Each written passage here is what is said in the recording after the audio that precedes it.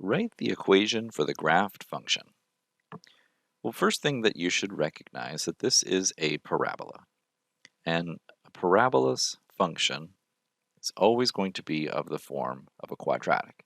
So we can write it as ax squared plus bx plus c, or in this case, it'll be much more advantageous to us to call this a times the quantity x minus h squared plus k, because the vertex here is located at hk, and we can very visibly see where that vertex is located. So h is the x-coordinate, so that's -3. K is the y-coordinate, which is +2. So there's h and k for our problem. So we now have f of x equals a times x minus h, so this is going to be minus -3 or +3 squared plus 2. Now the next thing is, we need to figure out what the value of a is. Now from your lesson video, there's one thing you can do that's very simple.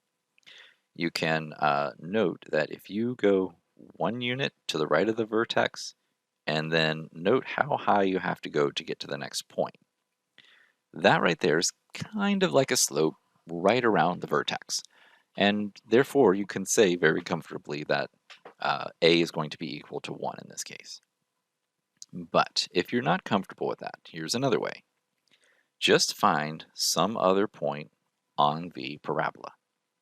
So in this case, I can very visibly see the point -1,6. F of x can always be replaced with a y-coordinate. And so we can say that this new coordinate would be 6 equals a times -1 plus 3 squared plus 2.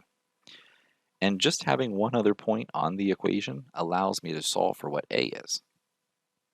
So 6 equals a times, this would be -1 plus 3 is 2, 2 squared is 4, plus 2, so if I subtract 2 from both sides, 4 equals 4 times a, or a equals 1, as I said before. So we have our finalized equation for this particular graph as y equals, or f of x equals, I suppose. I should go back to the function notation. X plus 3, quantity squared, plus 2.